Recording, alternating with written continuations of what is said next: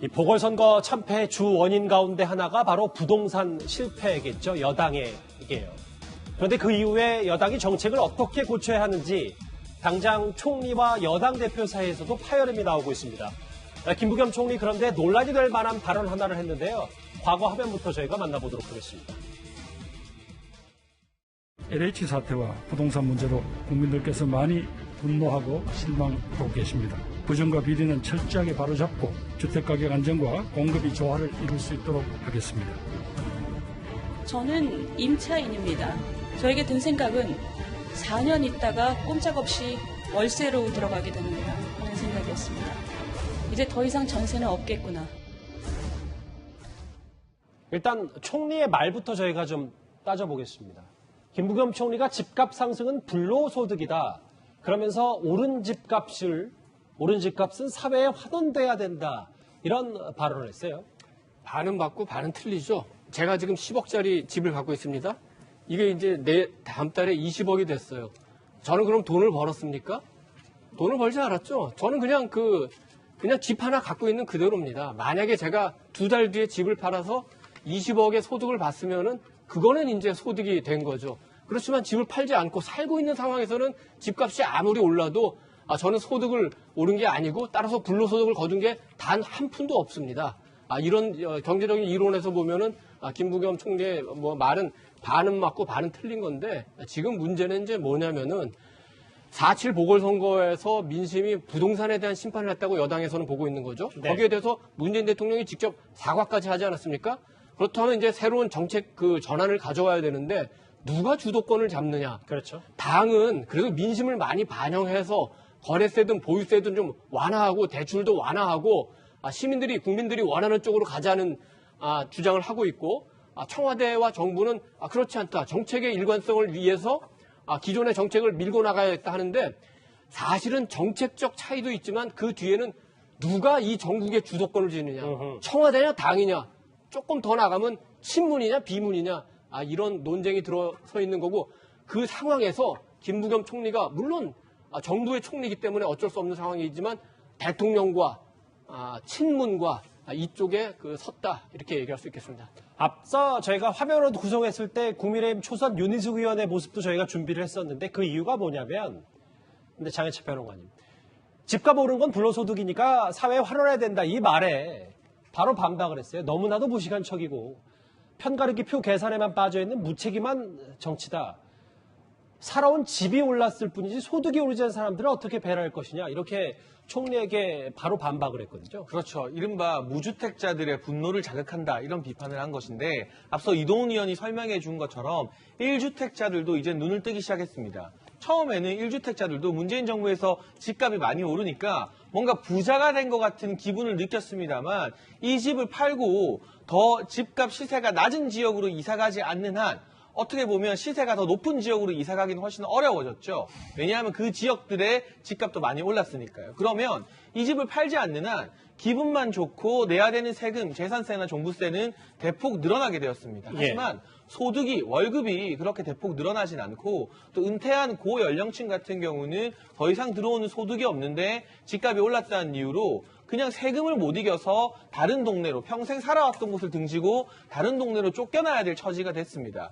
무주택자뿐만이 아니라 1주택자도 문재인 정부의 집값 폭등과 세금 폭탄의 피해자가 됐는데요. 사실은 이런 부분을 정확하게 지적하면 소득주도 성장이 아니라 세금주도 성장이라고 표현을 할 수밖에 없고 국민이 성장한 게 아니라 정부만 세금으로 배를 불리며 성장한 거죠. 윤희숙 의원의 이런 말들이 설득력을 얻게 되는 것은 많은 국민들이 공감할 수 있는 정책이 기반이 되어 있기 때문입니다. 예를 들면 김남국 의원이 아무리 윤석열 전 총장을 많이 때리고 비판합니다만 우리가 김남국 의원을 높게 평가하거나 윤석열 총장 급이다 이렇게 말하는 정치 전문가들 저는 주변에서 한 명도 못 봤거든요. 갑자기 또 김남국 의원 예를 드는 거예요. 그런데 윤희숙 의원은 똑같은 초선이지만 이재명 지사와 비판해서 붙고 김부겸 총리 비판해서 붙을 때 이재명을 꼼짝 못하게 만드는구나. 김부겸 총리에게 한 방 먹였다. 이런 평가가 여야를 막론하고 나오고 있어요. 그러니까 센 사람과 무조건 붙는다고 체급이 올라가는 것이 아니라 어떻게 붙느냐. 그만한 정책적 국민을 설득할 수 있는 근거가 있는 상태에서 붙느냐 아니냐의 단적인 차이를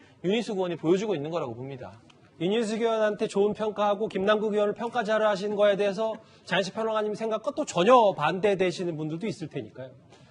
윤희숙 의원 얘기가 나올 테니까 이승훈 변호사님. 앞서 장혜철 평론가님도 잠시 언급을 했는데 여기 보면 윤희숙 의원이 꽤 경제 얘기 혹은 철학이 빈곤하다, 무식한 척한다 하고 해서 유력한 대선 후보나 현직 총리에 대해서 꽤 직격탄들을 많이 날리는 제1야당의 초선 의원입니다. 뭐 KDI 연구원 출신의 국회의원이라고 하더라고요. 경제에 대해서 많이 알 걸로 보여지는데 표현이 조금 부적절하신 거 아닌가 이런 생각도 들어요. 실은 저는 임차인입니다라는 말을 들으면서 굉장히 강렬했습니다만 실제는 주택을 가지고 있는 분이었잖아요. 그래서 이거 뭐지 이런 생각도 좀 들었었던 게 사실이고요.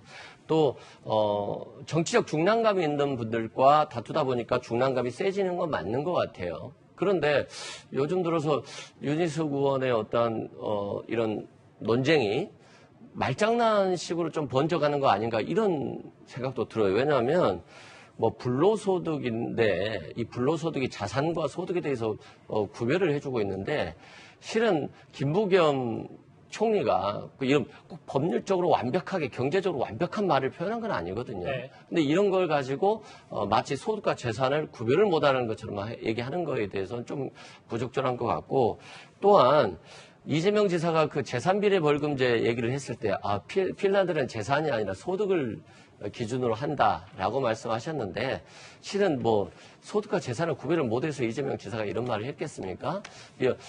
정당하게 비판하는 건 좋지만 너무 말꼬리 잡는 식의 비판은 조금 좀 적절하지 않지 않나 이런 생각이 듭니다. 잠시만요. 근데 이승훈 변호사님 앞서 윤희숙 의원이 주택을 갖고 있다고 말씀하신 겁니까? 네네.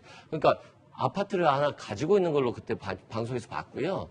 다만 이제 본인이 국회의원을 하기 위해서 서초구로 이사를 하면서 임차인이 됐다라고 해서 국민들은 임차인인 줄 알았는데 실은 주택을 가지고 있구나 이렇게 나왔습니다. 예, 알겠습니다. 예. 윤희숙 의원이 최근에 이제 그 이재명, 김부겸 이런 분들하고 정책 논쟁을 하고, 그러니까 당내 일부에서는 기대하는데 당대표 나온다는 얘기가 없어서 조금 그 취재를 해보니까 윤희숙 의원은 그 정책으로 한번 그 정치적 승부를 걸고 싶다. 당대표는 정책보다는 정무, 정치에 집중된 기능이고, 진짜 정책을 갖고 큰 승부를 한번 해보고 싶다. 이래서 아마 그 당대표는 안 나오고, 내년 대통령 선거를 아마 생각하는 기류가 있는 것 같습니다. 예. 한번 저거 지켜볼 만한 것 같습니다. 오른 집값 사회에 환원해야 된다. 김부겸 총리. 그런데 지금 사실 이 부동산도 부동산이지만 반드시 바로잡아야 할 일이 있습니다. 바로 공정을 건드린 세종시 아파트 공무원 특별 공급인데요. 김부겸 총리의 어제 목소리부터 만나보겠습니다.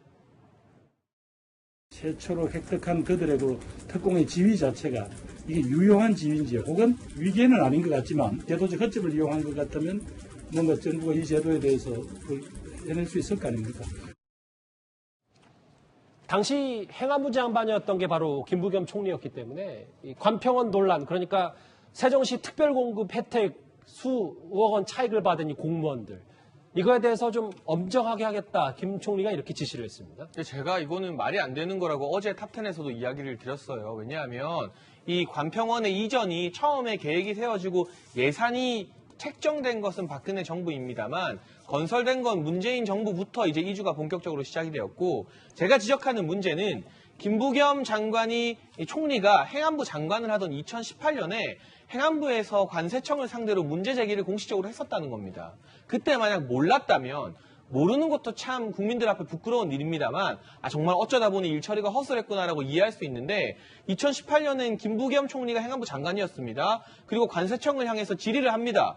법적인 기준이 없는 것 같은데 왜 공사하냐, 중단해야 되는 것 아니냐. 그런데 김용문 전 관세청장이 이미 50% 이상 공사했다고 행안부의 의견을 묵살하고 공사를 계속 이어나갑니다. 물론 문재인 대통령의 고등학교 후배인 김용문 전 청장의 잘못이 더 크다고 할 수 있겠지만 2018년도에 이게 문제가 있고 하자가 있는 걸 알았으면 김부겸 장관이 직을 걸고라도 나서서 문제 제기를 하고 감사원의 감사 청구 등 적절한 조치를 했어야죠. 그때는 아무런 조치를 취하지 않고 있다가 이제 총리가 되어서 마치 본인은 아무것도 몰랐다는 듯 본인의 책임은 없다는 듯 엄정한 조치를 운운하면 국민들 눈에는 책임을 면피하기 위해서 과연 조사를 제대로 할 것인가 의혹을 가질 수밖에 없을 겁니다. 승 의원님, 이것만 짚고 갈게요. 이 공무원 특권 관련해서 아무리 김 총리가 엄정 지시를 했어도 실제로 해당 공무원들 아파트 회수하거나 이렇게 할 수는 없는 거라면서요. 그냥 편하게 예를 한번 들어볼게요. 채널 A가 세종시로 간다라는 이야기를 했어요. 예. 그래서 위에 이제 집행부가 세종시로 간다. 나머지 직원들 다 세종시에서 집을 사라. 그럼 모르는 거잖아요. 그렇죠. 직원들은 그럼 가면 세종시에 집이 있으니까 집을 샀는 거고, 그럼 그거 샀는데 알고 보니까 A로 채널 A가 세종시로 옮기는 게 불법이다라고 이야기를 한들 그 직원들이 무슨 잘못이 있겠습니까? 그래서 이 부분에 대해서는 인과관계가 단절되어 있기 때문에 이걸 직접 취소하기는 굉장히 쉽지 않다 이런 말씀드리겠습니다. 예.